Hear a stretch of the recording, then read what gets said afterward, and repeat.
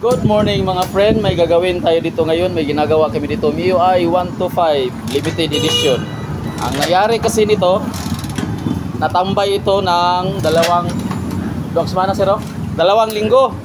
Ang motor pala na ito ay Mio MXI 125 limited edition. Bago ito natambay ni Sir, umaandar pa naman, gumagana pa naman. Pero nang gamitin na ni Sir, ayaw na umandar. Ang akala namin, simple lang ang sira, kaya minabuti kong pinapunta ko na ang ating kasamahan sa kanilang bahay. Doon akala namin, kunting problema lang, akala namin spark plug lang. Nang i-check niya doon, ang kurinting spark plug lumalabas. Kaya minabuti namin, nadalhin dito sa shop. Nang dumating dito sa shop, binuksan namin yung kanyang susian. Tapos, ang problema, walang lumalabas na check engine sa kanyang panel gauge. Pero, may ilaw na naka-on sa kanyang display. Akala namin kunting ngat-ngat lang ng daga. Kaya binabuti namin buksan ang kanyang bearings lahat para makita. ECU na mga friend. Kakaiba.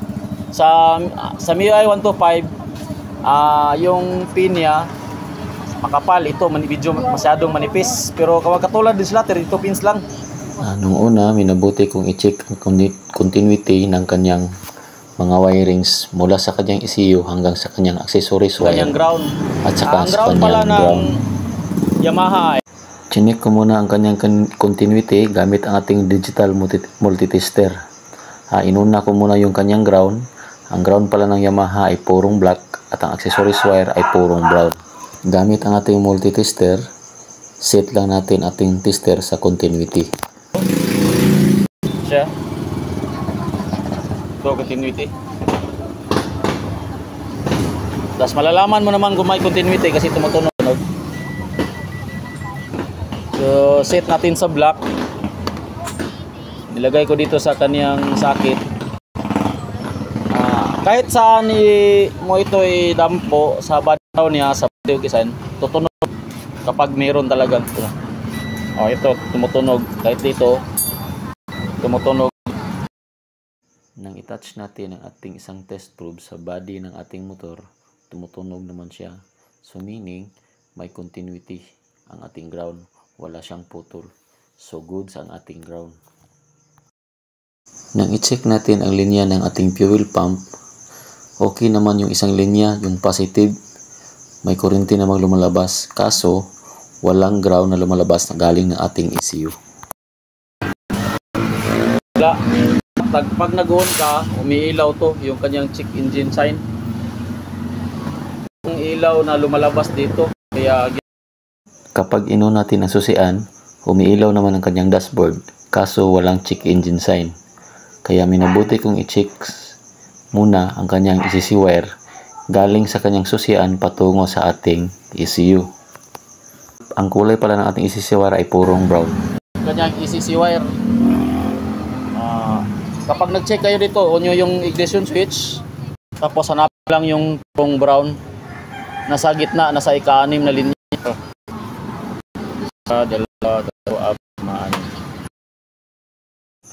Sa pag-check pala ng ating ECC wire ng ating motor, test light na naman ang gagamitin natin. Yung kabilang dulo ng ating test light, clip natin sa battery o sa body ground ng ating motor. Ang pwesto pala ng ECC wire ng ating Mio MXI 125 ay nasa gitna, nasa ika-6 na pwesto. Bilangin nyo lang yan, tapos doon nyo isusuksok yung ating test light. Tapos i-on nyo ang susian. Kapag may ilaw na lumalabas, meaning goods ang linya niya.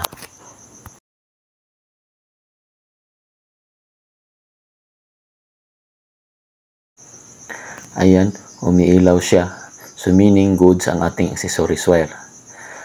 Sa ECU pala ng ating Mio MXI 125, hindi lang pala ang accessories wire ang nagsusupply ng kuryente ng ating ECU. Meron din pala siyang wire na pula na galing sa ating battery. Ang wire na pula ay dapat may kuryenteng steady dyan na pumapasok kahit naka-off ang ating susian. Nang i-test siya ng ating test light, hindi umiilaw ang ating test light. So meaning, walang kuryenteng pumapasok dyan sa pula na wire. dapat may steady na kuryente dyan na pumapasok para gumana ang ating ECU. Yan ang alamin natin kung bakit walang kuryenteng pumapasok dyan. Nang i-check natin ang harness wire ng ating motor sa harapan, doon nakita natin na naputol pala yung kulay pula na wire. Ang wire na yan galing sa ating main fuse patungo sa ating ECU. Siya ang nagbibigay supply ng kuryente sa ating ECU. Kasi ito kapag tinislide, kuryente ito. Off man o wala, man on, always na may kuryente lalabas dito. Ito yung patungo sa ating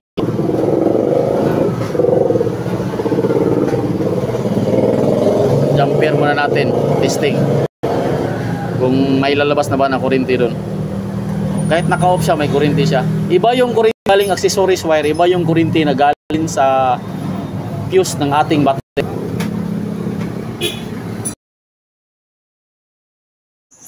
Sa ganitong paraan, test light pa rin ang gagamitin natin. Dahil positive ang hinahanap natin, ang ating test light clip natin sa body ground or sa ground ng ating battery.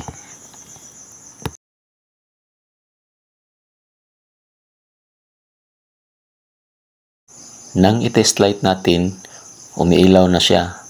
So may kuryente nang pumapasok sa ating wire galing sa ating main fuse.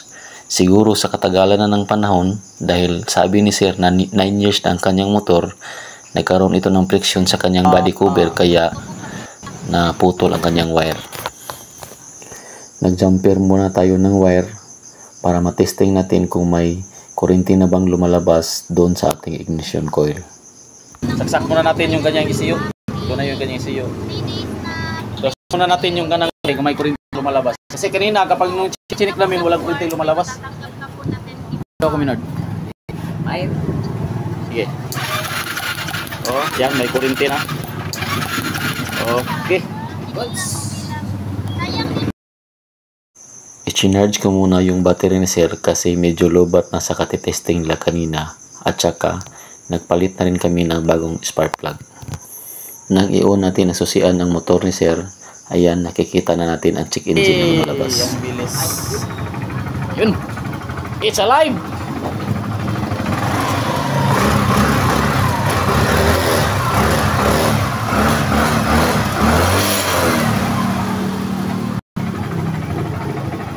Kapag nagka-encounter kayo ng ganitong problema sa MXI 125 na Yamaha, punta muna kayo dito. Kapag pag-check nyo doon sa dito, yung pula dito sa kanyang sakit, ito, pag walang kuryente, kahit naka-off yung ignition switch mo, may kuryente lumalabas dyan. Kapag walang kuryente, butahan nyo lang kaagad dito. Nandito lang yung sira, nandito sa larin. Dahil sa katagalan ng panahon, sa pagsayo sa body cover, napuputol din siya. Ito na siya, natapos na. Yan, ito natin. Tapos dito. Ito. Yan. Balutin na natin to, tapos pagkatapos ng balutin, pandaran natin. Ayan na siya mga friend, tapos na. Tapos tali natin to ng kibultay. Ayan. Tapos na natin may balot ng tape. Muli na gini. Tapos ibabalik na natin ang kanyang mga bearings.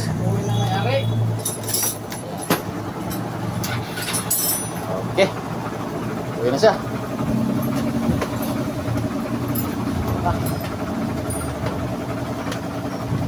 Ganang tsura.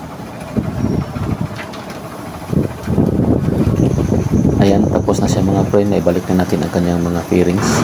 Ayan, kumaandar na siya. Sana may natutunan kayo sa ating video ngayon.